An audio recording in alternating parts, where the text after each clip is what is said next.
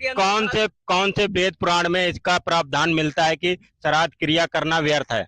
देखो, सबसे पहले भगवत गीता के अंदर भगवान कहते हैं, ब्रह्म भगवान कहता है अर्जुन से, सारा ज्ञान बताया कि अर्जुन यहाँ पृथ्वी पे जो भूतों को पूजता है वो भूत बनता है, जो पितरों की पूजा करता है, श्राद्ध कर्म करता है, वो पितृ बनता है, जो भगवान की पूजा करता है वो भगवान की प्राप्ति करता है, जो मेरी पूजा करता है वो मुझे प्राप्त होगा।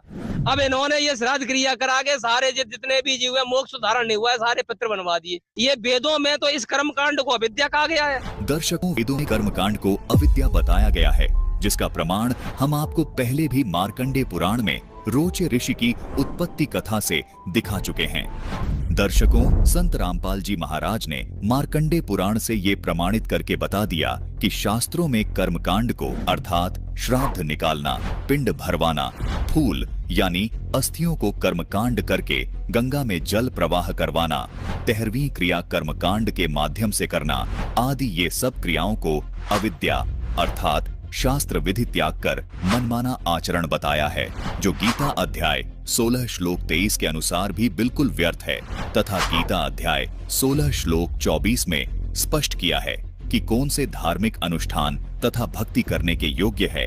इसके लिए सनातन धर्म के मुख्य शास्त्र पवित्र चारों वेद तथा गीता जी ही प्रमाण है तथा इन्हीं शास्त्रों में लिखी धार्मिक क्रियाओं को आधार माने कि कौन सी साधना करनी है और कौन सी साधना नहीं करनी है।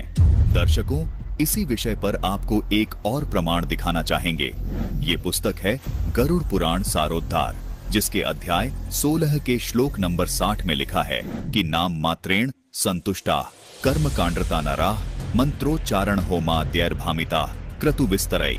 इस श्लोक का अनुवाद है कि कर्म कांड में आस्था रखने वाले मनुष्य शास्त्र बोधित नाम मात्र की फलश्रुतियों से संतुष्ट होकर के मंत्रोच्चारण और होमादि कृत्यों से तथा यज्ञ से विस्तृत विधानों से भ्रांत रहते हैं, उन्हीं में उलझे रहते हैं।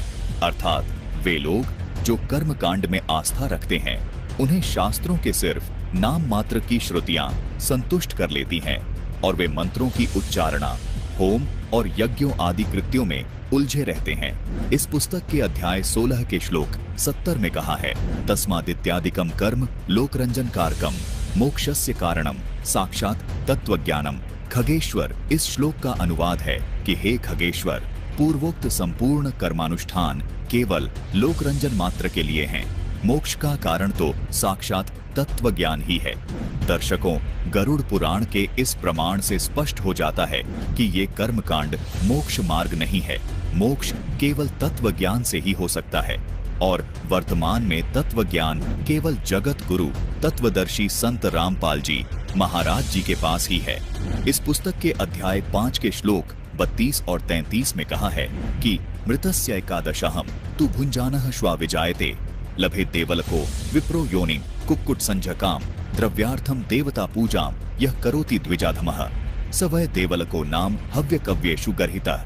इन श्लोकों का अनुवाद है कि किसी के मरणाशौच में एकादशाह तक भोजन करने वाला कुत्ता होता है। देवद्रव्य भोक्ता देवलक ब्राह्मण मुर्गे की योनि प्राप्त करता है।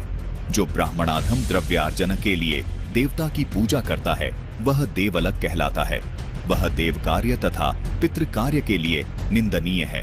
दर्शकों, इन सभी प्रमाणों को देखने के बाद यह सिद्ध हो जाता है कि श्राद्ध निकालने से व पिंड दान आदि करने से कोई लाभ प्राप्त नहीं होता, बल्कि इसके विपरीत हानि ही प्राप्त होती है। दर्शकों, आपने देखा कि हमारे पवित्र शास्त्र इस कर्मकांड यानी इस शास्त्र विरुद्ध साधना को करने के लिए बिल्कुल मना कर रहे हैं। साथ ही हमारे इन धर्म ग्रंथों में इन शास्त्र विरुद्ध साधनाओं के करने का दुष्परिणाम भी बताया है। लेकिन हिंदू धर्म के इन धर्म गुरुओं तथा कर्मकांडियों की प्राचीन आदत रही है कि ये गीता जी को श्रेष्ठ मानते हैं, लेकिन आचरण इसके बिल्कुल विपरीत करते हैं। ठीक इसी प्रकार गरुड़ पुराण को सत्य मानते हैं, लेकिन क्रिया बिल्कुल इसके विपरीत करते हैं।